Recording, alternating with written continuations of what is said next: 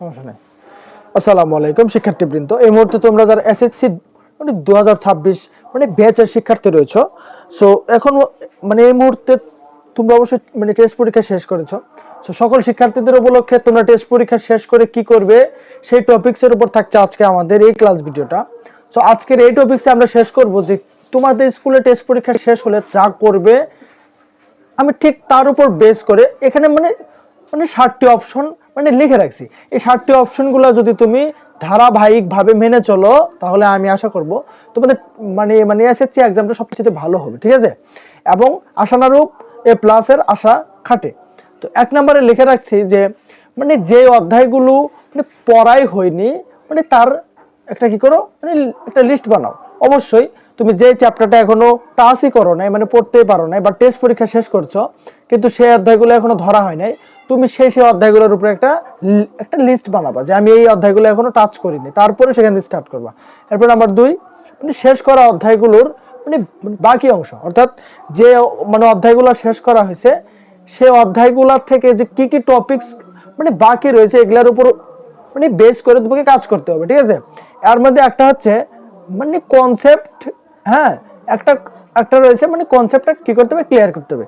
এখন যে টপিকসটা শেষ করেছো সেটার উপর কনসেপ্টটা ক্লিয়ার হয়েছে কিনা সেটা অবশ্যই তোমাকে আবার নতুন করে চেক করে দেখতে হবে যে আমার এই টপিকসের উপর আমি সবকিছু জানি কিনা। এরপরে নাম্বার 2 হচ্ছে আমাদের বোঝাপড়া।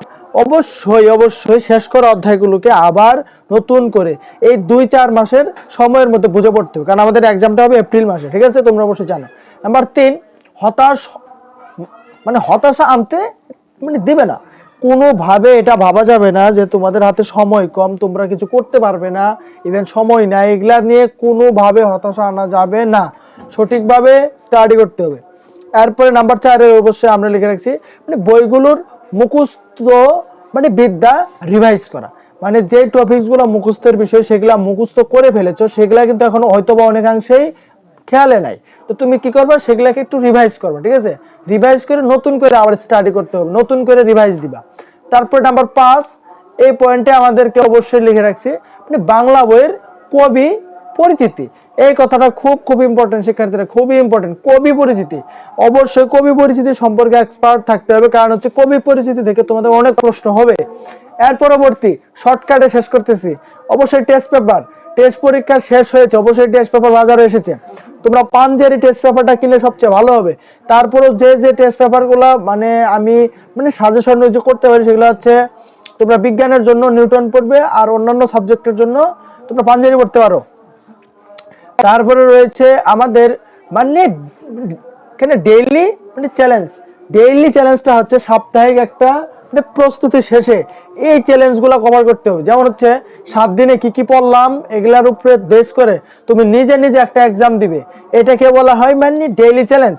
ডেইলি চ্যালেঞ্জটা যদি কমপ্লিট করো, আমাদের এক্সাম হবে এপ্রিলে, তো শিক্ষার্থীরা এই সময়ের মধ্যে যদি কাজগুলো তোমরা সলভ যদি করতে পারো, আমি আশা করব এই যে শিডিউলটা দেখাইলাম এটার ভিতরে বেস করে যদি কাজ করতে পারো অবশ্যই তোমার রেজাল্টটা অনেকাংশে ভালো হবে।